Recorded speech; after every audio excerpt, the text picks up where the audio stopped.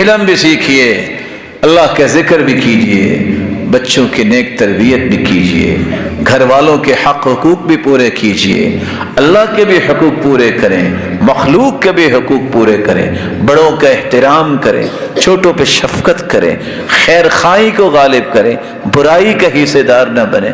جب تک یہ ساری چیزیں نہیں ہوں گی اسلام تو مکمل نہیں ہوگا۔ ادخلوا فی السلم کافہ، قرآن نے اس لیے کہا ہے کہ اسلام میں پورے داخل ہو، ایک ہی سا داخل نہ ہو، پورے داخل ہو۔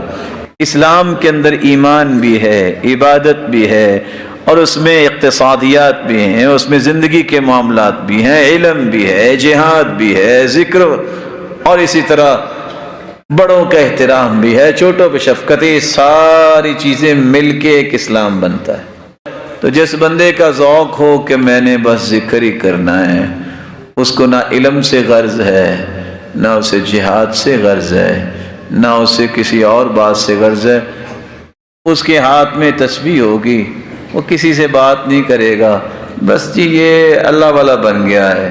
اللہ کے رسول کے 1,44,000 صحابہ تھے، ایسا کوئی اللہ والا نہیں تھا جو یہ کام کرتا اور دنیا کا کوئی اور کام نہ کرتا۔ وہ اپنے گھر میں ذکر و فکر کی کتابیں رکھے گا، کسی سے بات نہیں کرے گا۔ صرف یہ دین نہیں ہے کہ آپ کہیں باقی سب باطل ہے، دین یہی ہے۔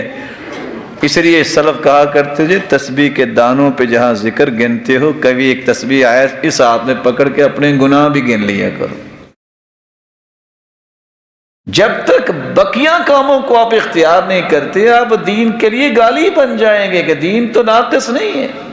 کسی کا جہاد سے تعلق ہے، وہ کہتا ہے بس جہاد ہی جہاد ہے، علم سے کوئی مسئلہ نہیں ہے، کسی بڑے کا احترام نہیں کرنا، یہاں فتنہ پیدا ہوتا ہے۔ کسی کا دعوت میں ذوق ہے تو اس کو پتہ نہیں بچوں کی بھی تربیت کرنی ہے، میں نے علم سیکھنا ہے، میں نے لوگوں کے بھی حقوق پورے کرنے ہیں، وہ کہتا ہے بس میں پوری زندگی کے لیے وقف ہوں، گھر ہی نہیں آتا۔ یہ دین نہیں ہے۔ دین یہ ہے جو صحابہ نے اختیار کیا، وہ مجاہد بھی تھے، وہ علم بھی سیکھتے تھے، وہ اللہ کے رسول کے طریقے کے مطابق تجارت بھی کرتے تھے، انہوں نے لوگوں کو جو ہے وہ دنیا کے کونے کونے تک لوگوں کی کمانڈرنگ بھی کی ہے۔ کیا کام نہیں صحابہ نے کیا۔